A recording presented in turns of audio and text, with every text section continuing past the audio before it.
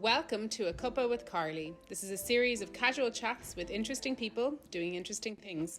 It really is that simple. Welcome to Cuppa with Carley. Thank you for having me. Cheers. What's in your cup? Peppermint tea. Oh, you're so healthy, girl. So healthy. I try. No, I gave up caffeine a while ago, so. How's that going for you? Good. I actually don't know how I'd operate without caffeine. I'm like smiling really politely at you right now going, I oh, know. that's great, well done. I just thought, was it one of these crutches that I was using to say that I needed, and then I just cut it out a few weeks ago, and yeah. And it feels good. Sleep, energy, the whole lot, yeah. So, Anya, I am very lucky to know you, but some people that are going to be watching this, of course, won't know you. So we're going to kick off with you just giving us a little bit of background on yourself and your achievements to date. Anya's a superpower of a businesswoman, a mama, a wife, a friend. She still lives in her local town she grew up in, like surrounded by love and fun and achievements, from my opinion. But yeah, tell us a little bit about you. Yeah, I think that's a great synopsis. I'll take that one. Yeah.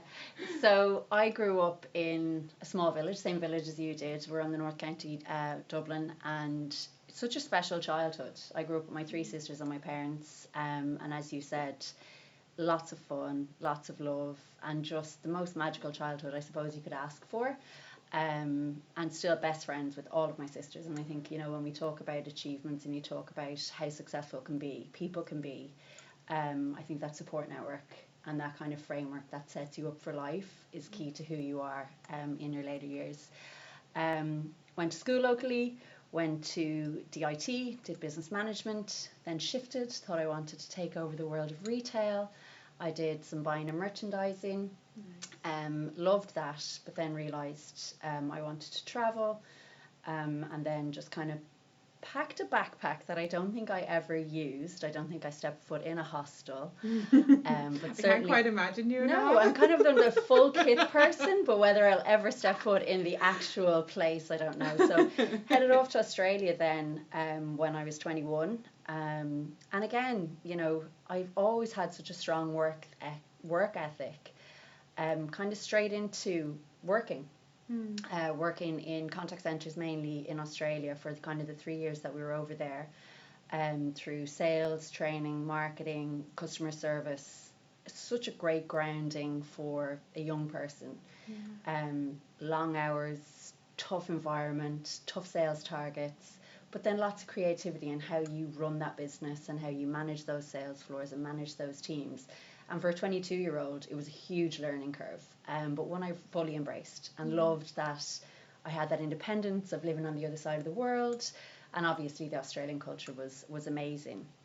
I fell pregnant at 23 years of age in Australia, much to the delight of my parents at home. That was one phone call that you love making. So yeah, I decided to stay in Australia to have my first child. But all was not going to go to plan there. So yeah, at full term, I had my first daughter, Kriya.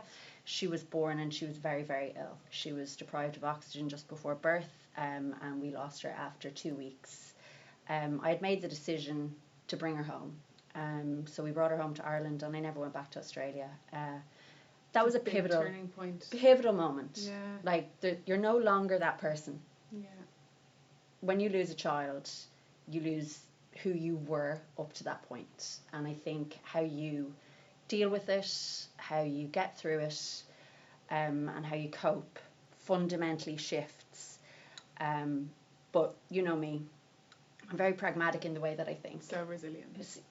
Yeah, it maybe made you that way, that. probably. Yeah, absolutely. Yeah. I think resilience is kind of core to how I got through that period, or still get through it. Like you just remain broken every single day, but you live as a new version of you beyond that point. But I decided to make the most of that. I wanted to do her as proud as I could and do myself proud as I could. And all my sisters are younger than me. They were looking to me for how I was going to cope, for how they were going to cope. And my parents had never been through anything like that as well. So it was a lot. But again, as a family, we all got through it. And really, I was able to resolve a lot of it because she would never have had the quality of life that I had, never had the experiences that I would have had. So it was something that I was able to say that if my children could not have the fullest, happiest, healthiest life that I experienced, well then, you know, I could say she was in a better place. Yeah. So I came home and took a few months off, but only a few months like that, you know, kind of me on my own with my own thoughts is never a great thing. So where do we go to next? And that's when I decided to go into further into tech. I joined Oracle. I was with Oracle for a few years after that, and then made the transition into one building over into Cisco, where I've been since Knocked on the next door neighbours. 2010. Yeah, literally the MD of Cisco knew I was kind of wrapping up. We were doing some kind of efficiency work within Oracle. We were moving things offshore. We were doing such a good job that we were downsizing the operation within East Point, and had a really good conversation with the MD next door, and she took me in. It took nearly a year to secure the job because it was right at the time of the crash. Yeah. But held tight, and we've been in Cisco now 16 years. 16 years this month, yeah. So I love just something you said there, and I just want to pick up on it because I think a lot of people don't have the pragmatism that you do when you talk and when you describe your experiences. But the way in which you talk about Oracle downsizing, and the fact that, you know, you had done such a good job that they were then able to offshore that part of the business. yeah, So many people take downsizing and shifts in business, offshoring, redundancies, any of those conversations become this like kind of negative cloud above people's heads and a bit of a confidence bust rather than a confidence boom. and when we talk about the time that we face now, like if Yeah. we fast forward 16 years and we look at AI and we look at the fear factor around that, Yeah. it's coming for our jobs, it's our foe, it's not our friend. Yeah. Like that, I think anybody who leans into it and is proficient and subject matter expert to it, it's an and, not an or. Yeah. For many things. Obviously some roles will go, there'll be lots of efficiencies and automation brought in by it, but I think leaning into things has always helped me. My inquisitive mind, possibly way too nosy for my own good, but always seeking to understand and to know a little bit more. You know, life's very boring, stagnating and standing still. And if you think that it's not going anywhere, you've missed the boat. It's like anything, you know, I've seen people through my career who've been riding the crest of the wave. That wave is going one place. What's on the next wave? So it's always about, that's great, but what next? Let's see what's and having coming. that motivation and having that inquisitive mind, and, you know, what if, you know, Yeah. it may And it go also fail. takes the kind of personal impact out of it, you know, because businesses are big. You know, we have a small business and I feel like it's big. You're in a huge business. But when you think about the impact on when businesses are making decisions or when they're riding those waves or looking for the next wave, unfortunately, it's not possible to think about every single individual that's getting impacted by these movements. But as you said, if you become part of the journey, your journey becomes a lot more enjoyable and you can embrace it and find the next opportunity with it. Yeah, and for the last 6 years I've been running the S&B division for the UK and Ireland within Cisco, and that's 98% of the UK economy. So it's the backbone of the economy, the backbone of, you know, the talent within the UK. And every decision that an S&B makes is critical to how they survive or how they can accelerate their business or grow their business. So these conversations about building the framework and building the foundation to fuel their success and allow them grow their business and have that foundation that scales with their business, it's really interesting to me. It's something I'm hugely passionate about. But again, whether it's large corporate or SMB, those decisions matter and they shouldn't be taken lightly. But the more informed you are, I think the more comfort you can have with being that brave. You know, I mean, lots of our friends and acquaintances that we grew up with have gone in many different directions, whether it is corporate, you know, with the golden handcuffs and all the support and kind of comfort that is deemed to come with that, or our friends who are hugely entrepreneurial like yourself. There's risk and benefit to both. 100%. But I mean, entrepreneurs, SMBs, the level at which they have to operate and think is like nothing I've ever seen, and like that it's only for the brave in my mind. Well, it also makes it a lot easier when you're supported by people that understand that as well. So your whole client base is SMB. Yes. Yeah. And team wise right now, what does your, not like by name, but like what does your team and your day-to-day job look like right now? What is that support base for this market? The great thing about my team is no 2 days are the same. It's really diverse. So we run a regional model. I've got a number of leaders of leaders who are all sellers. Whether that's a specialism or a generalist seller or marketing. We could be at an event one day, we can be in customer meetings the next, we can be defining our strategy, building new operating models, working with consultancy companies. Every day is a creative process. But the one thing that's core to everything that we do is the customer and why we do it. It is, what does the customer need, having that customer centricity and that customer obsession about what is the outcome that we're seeking to deliver with and for the customer. We don't sell directly to customers, we sell through a channel partner organization, and they are critical to our success also. So it's building those SMB business practices with all these key partners that we have in that space, and that's a real multiplier effect. So I run a very lean machine, so the team that I've built, they are subject matter experts in what they do, but I trust them wholly. And I think that's really key when you look at a team.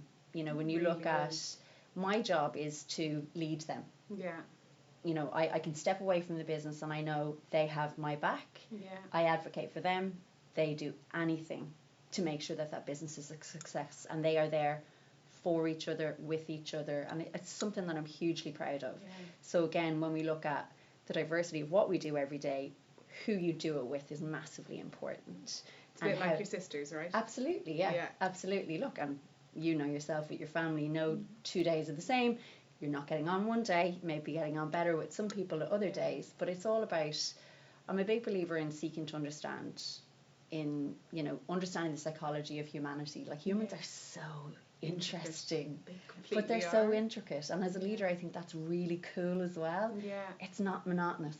Every conversation is different, every life moment, every milestone, and I love it. It really, you know, energizes me, that it does. And connection. Also having that bravery, and trust was a big word that came out in that last answer, you know, having the bravery to hand over part of your function, and if not your whole outward function, and for you to be almost the mama bear, puppeteer, master behind it, that's helping them and enabling them and making sure that they're going in the right direction. You're fully entrusting them with doing their roles.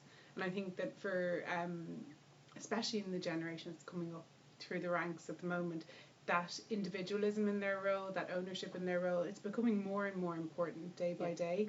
And that's, I think, probably one of the reasons why you are such a strong leader, is because you do trust people to do their jobs, and you're not overstepping the whole time while they're doing them, right? Thanks.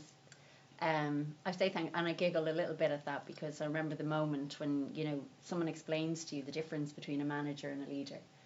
Anybody can be given the title of a manager, and you can go in and you translate the strategy and you tell people what to do, and they have to be there, and you can manage them, and people will do it to a certain degree. The difference with a leader that was explained to me is people are inspired by you and want to follow you.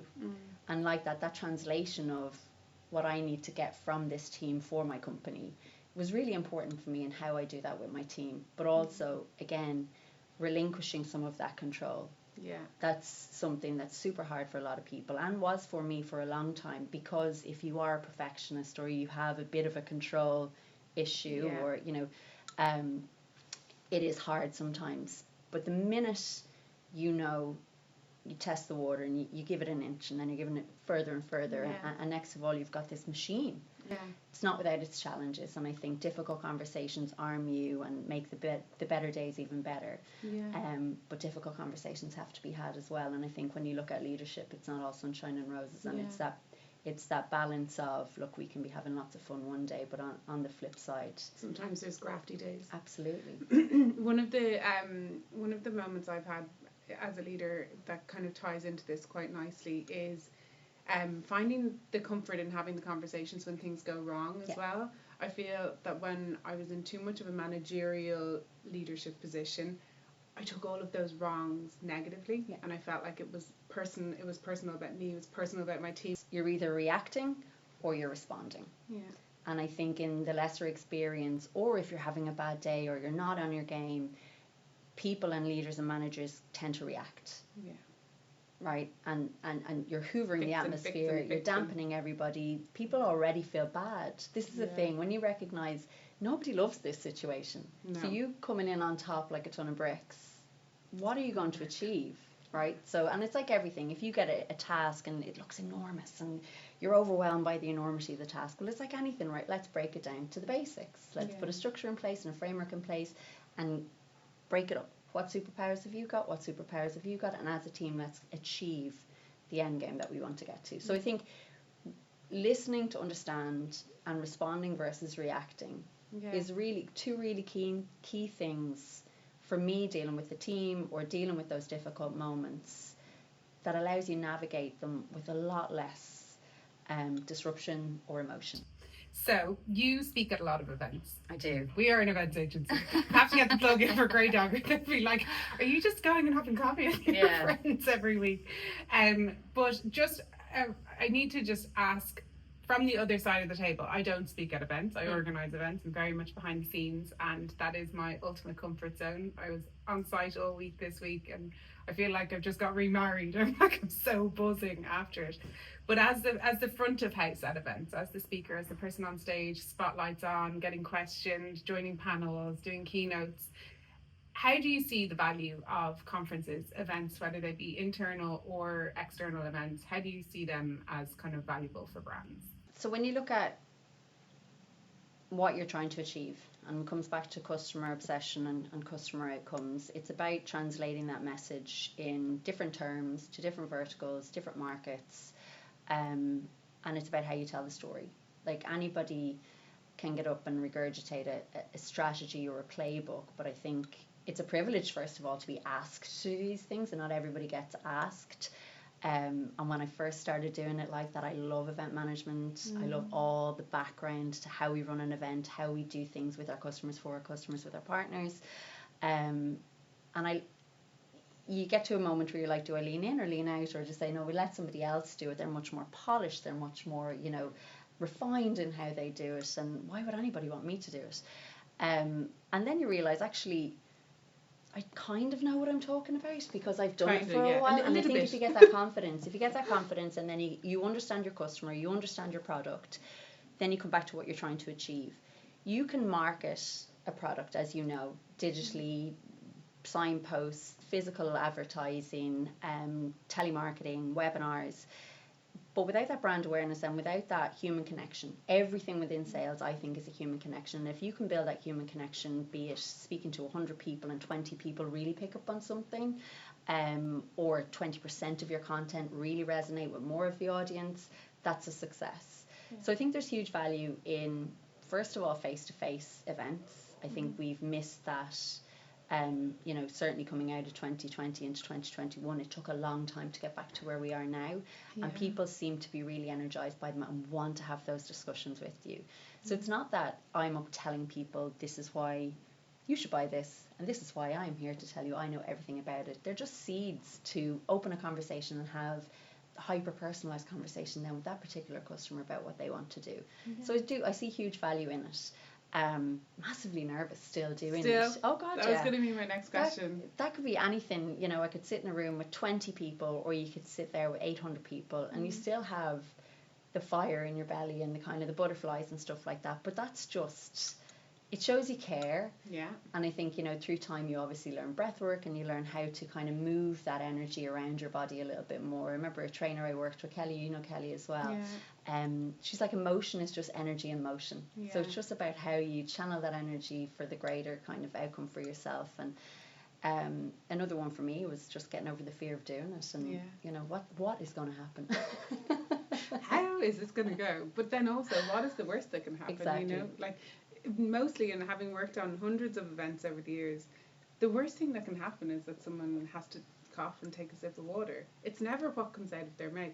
Generally it's probably just a sorry, just a second, let me just regroup myself. And no one even thinks about that afterwards. There's nothing bad that can happen. I was at a seminar last year with a really, really, really well experienced speaker all around human psychology and well-being, relationships, well known person, and they were on a panel, and complete blank. Just everything went. The whole audience was rooting for that person. Yeah. And that's a real learning, right? When you're sitting there in the audience, having been on the stage, fearing that blank will come, or oh my God, the auto cue is gone, I've or lost it. Gone complete. How do you get back from here? But then you realise as an audience member, every single person in that audience was rooting for that person to get back on track. They wanted to They gifted him the grace of time to get him there, himself there. And then it became much more endearing and, you know, honest and, you know, raw. Yeah. And I think when people realise that you've been asked to do it for a reason, when you talk about leaders and you talk about people on stage and people that you're inspired by, I think that authenticity has to be there. 100%. And I think it shines through when it's not. And I love listening to people when you know they're authentic and, you know, this veneer. I remember, you know, years ago starting on kind of managerial roles and first seat in the boardroom, and you think, oh God, I have to be work on you, and then there's work on you and home on you. Exactly. Yeah. And then you realise, no, you're there because of who you are, and the fundamentals and the foundation of who you are is what has you in there. Bring that to life. Yeah. And one of our mentoring programs that I'm on at the moment, being mentored on, we went through our superpowers for the year. And this is definitely the first year where what I thought was my weaknesses are now, I'm embracing these. I'm 40. They're my superpowers now. So I always used to think my sensitivity and vulnerability were absolute weaknesses. I was like, I need to be stronger. I need to be more fierce. I need to be more confident. I need to come across like more controlled. And this year I'm like, no, vulnerability and sensitivity, 2 number ones. They're my power. They're not my Achilles heel. So yeah, I do think that authenticity piece, in our generation, we were probably sometimes taught to push those things aside. Align. Maybe be somebody else. But embrace them. Yeah, and we're seeing it with our kids now, boys, girls alike, just to be themselves, you know. So we should do the same for ourselves. And back yourself. Yeah. One thing we didn't do, to your point, sometimes we, you know, backed off rather than back yourself. Yeah. And I love that you've mentioned mentoring. Because mentoring, if done correctly, and I think lots of people don't know how to do it correctly, and lots of mentees don't know why they're there, and mentors don't know why they're put in, so I think it's a science. But once you get that right, and you have the right mentors, and I think you need multiple mentors for multiple reasons, different parts of they have unlocked, my mentors have unlocked for me and within me, to your point, what are my superpowers? And to back yourself. So and flipping that narrative. So I think anybody seeking to get into leadership really should look at that. That guidance and framework around a mentor, a sponsor, a coach. Make sure that you really are fully wrapped from everything that can help you to get there. And I think there's so many people around this industry, around Ireland, within Dublin, anybody who needs it or who has gone through it are willing to pay it forward. And we're sitting, as you said, in a community of people who love talking to each other and supporting each other. We're very lucky to be from a country that does that so naturally. Just talking about you and your personality and owning your kind of personal brand, both socially and professionally. But female empowerment's big for you. Self-care is also huge for you. To close us off, would you give us 6 tips from Anya on how to empower yourself and how to also take care of yourself at the same time? Because there is a fine balance. There's a huge balance that I didn't always strike. And I think it's more of a blend than a balance. I think anybody who thinks it's a perfect balance, you may be disappointed. I've flipped that kind of thought process and narrative to it being a blend. It's not rigid, it has to be fluid and dynamic, because that's the way life works. I have a number of jobs. My number one job is a mom. Number one. And I think when we talk about balance and blend, I think when I'm in work, I'm wholly present. When I'm with my kids, I'm wholly present. And I love that I've dedicated myself to that presence. And I think that allows you be a better person when you're communicating with people, be it in work or with your children or with your family and friends. And your emotional well-being is critical to how you get up and run every day. And my emotional well-being hinges a lot on my physical well-being. And for decades now, I suppose I've been into fitness now for nearly 20 years. And I think going through grief as I have, I think moving your body and allowing your body be the best for you really helps with your mental state. And I can feel it. You can feel it when you don't move. When I don't move, if I'm not in the gym, or if I'm not on the beach watching the sunrise or going for the walk or with my friends. So I think keep active, keep well, eating and fueling your body as best you can, surrounding yourself with people who feed your soul rather than drain your soul. So Spend important. so much time with people I had no interest in, they had no interest in me, but by proxy you're kind of with them. That serves no one. No, it doesn't. Be honest with yourself and be honest with, you know, why you're doing these things, because life is so short.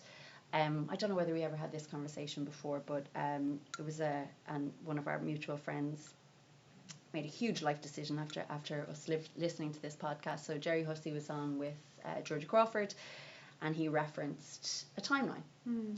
So the timeline is you've 900 months. If you live to 75, you're asleep for 300 of those. You could work for 450 of the remaining 600, which leaves you 150 months. Stop. Now, there's loads of other analogies that break that down to minutes and days and hours. If you're working all that, absolutely. Like, that's scary. It is. But it shows in part, it leans into what you were saying a moment ago around, like, be fully present where you are. Because I found being a working mom, being a woman in a leadership role, there was times where I got a lot of mom guilt, or I felt that I needed to downplay what I was doing from a work capacity when people asked me how it was going. I think owning and loving your career is not something to feel ashamed of or to feel like you have to hide. It's just about knowing what parameters to put in place so that when you are home, you're fully home, that when you're showing up as a mom, you're fully showing up, when you're showing up as a wife, you're there, when you're showing up as a friend, you're there when people need you. But also for those hours, as you've said, if that's 450 of those months.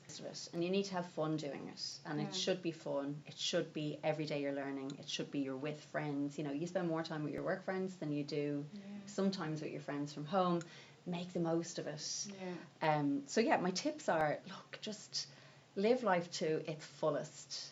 Keep your body as healthy as you can and be as happy as you can. You know, life is serious. Life throws curveballs. It's how you deal with them and who you have around you to help you deal with them, I think, is key as well. And we're blessed. I certainly am blessed. Cheers, Anya. That was so nice to chat to you. Thanks for having me. Next time we're going to chat, I'm going to have peppermint tea instead of coffee. Or maybe decaf. Or maybe rosé, actually. Rosé, we have to enjoy the times that we're in work, right? Absolutely.